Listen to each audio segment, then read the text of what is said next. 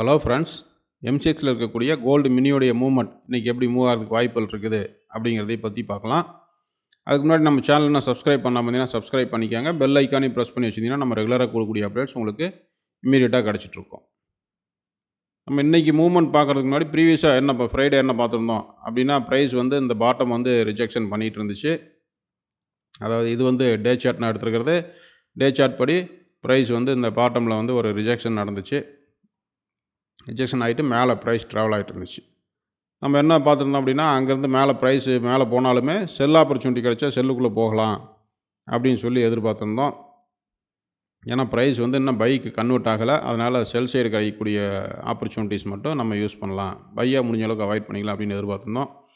இப்போ ஃப்ரைடே என்ன நடந்துக்குதுங்கிறத இப்போது சின்ன ஃப்ரேமில் போய் பார்த்துக்கலாம். ஏன்னா பெரிய ஃப்ரேமுங்கும் போது ரொம்ப இப்போ டீட்டெயிலாக இருக்காதுங்கிறதுனால இப்போ ஒரு 50 மினிட்ஸ் டைம் ஃப்ரேமில் எடுத்திருக்கேன். இப்போ 50 மினிட்ஸ் டைம் ஃப்ரேமில் பார்க்கும்போது நமக்கு தெரியுது ஃப்ரைடே மார்க்கெட்டை ஒரு கேப் டவுனில் ஓப்பன் ஆகி கீழே வந்துட்டு இருந்துச்சு. வந்துட்டு இருந்த ப்ரைஸ் ப்ரீவியஸாக நம்ம பார்த்த அந்த மேஜர் பாட்டம் லெவல், இந்த லெவலை பிரேக் பண்ணி ட்ராவல் ஆகிட்டு இருந்துச்சு. பட் அது மறுபடியும் கண்டினியூ பண்ண முடியாமல், செல் சைடு கண்டினியூ பண்ண முடியாமல் ஒரு பை சைடு மூவ் கொடுத்துச்சு. அதாவது அந்த பாட்டம் ரிஜெக்ஷன் பண்ணிவிட்டு மேலே ட்ராவல் ஆச்சு. அதுக்கப்புறம் பார்த்தோம்னா ஒரு ஆஃப்டர்நூன் லண்டன் மார்க்கெட்டுக்கு அப்புறம் நம்ம பெருசாக மூவ்மெண்ட் கொடுக்கல. ஏன்னா ஈவினிங் யூஎஸ் மார்க்கெட் ஹாலிடேங்கிறதுனாலையும் ஃப்ரைடேங்கிறதுனாலையும் பெருசாக மூவ்மெண்ட் கொடுக்க முடியல. அதோட ஹை பார்த்திங்கன்னா போனது 1,46,321 தான் ஹை கொடுத்தது. இந்த ஹைக்கும் இந்த பாட்டம் லோ, அதாவது 1,44,693 இந்த லோவுக்குள்ளேயும் ப்ரைஸு அங்கேயே மூவ் ஆகிட்டு பெரிய மூவ்மெண்ட் கொடுக்கல. ஒரு ரேஞ்சாக ஃபார்ம் பண்ணிவிட்டு மார்க்கெட் க்ளோஸ் ஆகிடுச்சு. நம்ம என்ன எதிர்பார்த்தோம் அப்படின்னா, எங்கே ப்ரைஸ் எவ்வளோ தூரம் மேலே போனாலுமே அங்கேருந்து கிடைக்கக்கூடிய செல் ஆப்பர்ச்சுனிட்டி மட்டும் எதிர்பார்க்கலாம், பையை முடிஞ்ச அளவுக்கு அவாய்ட் பண்ணலாம். ஏன்னா மார்க்கெட் பை சைடு இன்னும் கன்வெர்ட் ஆகலை, செல் சைடு தான் இன்னும் இருக்குது அப்படிங்கிறத பார்த்துட்டு இருந்தோம். அதே மாதிரி பெரிய பை மூவ்மெண்ட் கொடுக்கல. இன்றைக்கி பார்க்கும்பொழுது ப்ரைஸ் பார்த்திங்கன்னா ஒரு கேப் அப் ஓப்பனுங்கிறது இந்த ரேஞ்சு, இந்த ஹையை பிரேக் பண்ணல. அதாவது இந்த ஹைக்கு மேலே கேப் அப் ஆகலை, அந்த ரேஞ்சுக்குள்ளேயே தான் ஒரு கேப் அப் ஓப்பன் ஆகி ப்ரைஸ் கீழே வராமல் மேலே தான் இப்போ ட்ராவல் ஆகிட்டு இருக்குது. ஸோ இந்த ட்ராவல் நமக்கு பை சைடா அப்படின்னு பார்த்தோம்னா இது வரைக்கும் இன்னும் பை சைடு கன்வெர்ட் ஆகலை.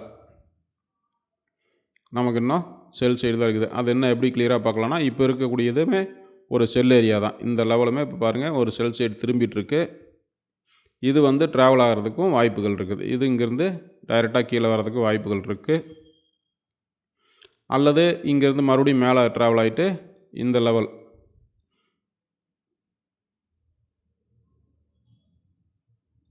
இந்த லெவலுக்குள்ளே மறுபடியும் திரும்புறதுக்கு கூட சான்சஸ் இருக்குது.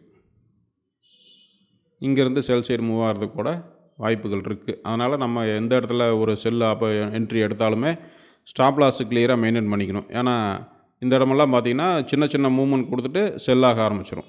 ஒரு பை மூவ்மெண்ட் கொடுத்துட்டு செல்லாக ஆரம்பிக்கும், மறுபடியும் ஒரு ரெசிஸ்டன்ஸ் ஃபார்ம் பண்ணிவிட்டு மறுபடியும் செல் சைடு மூவ் ஆகிறதுக்கும் வாய்ப்புகள் இருக்குது. அதனால் நம்ம என்ன பண்ணணும் அப்படின்னா, ஒரு ஸ்ட்ராட்டஜி நம்ம யூஸ் பண்ணுறோன்னா அந்த ஸ்ட்ராட்டஜிக்கு உண்டான ஸ்டாப் லாஸ் மெயினாக ஃபிக்ஸ் பண்ணிவிட்டு அப்புறம் செல் சைடுக்குள்ளே போகணும். மறுபடியும் அது 1:1 அல்லது 1:2 கிடைக்கும்பொழுது அதுலேருந்து எக்ஸிட் ஆகிட்டு மறுபடியும் அதாவது பெரிய ஆப்பர்ச்சுனிட்டி, அதாவது ஸ்டாப் லாஸ் மூவ் பண்ணி வச்சுட்டு அடுத்ததாக நம்ம மறுபடியும் ஒரு என்ட்ரி கிடச்சிதுன்னா அந்த என்ட்ரியை மறுபடியும் பிக் பண்ணுறதுக்கு ரெடியாக இருக்கணும். அந்த மாதிரி தான் இருக்கணும். சின்ன சின்ன டார்கெட்லேயே எக்ஸிட் ஆகிறதுக்கும், அல்லது ஸ்டாப் லாஸை ஒரு சின்ன டார்கெட் மூவ் ஆனோடனே ஸ்டாப் லாஸ் மூவ் பண்ணி வச்சுட்டு வெயிட் பண்ணி பார்க்கணும். ஏன்னா மார்க்கெட் செல் சைடு மட்டும்தான் இருக்குது, பை சைடை முடிஞ்ச அளவுக்கு அவாய்ட் பண்ணிக்கலாம்.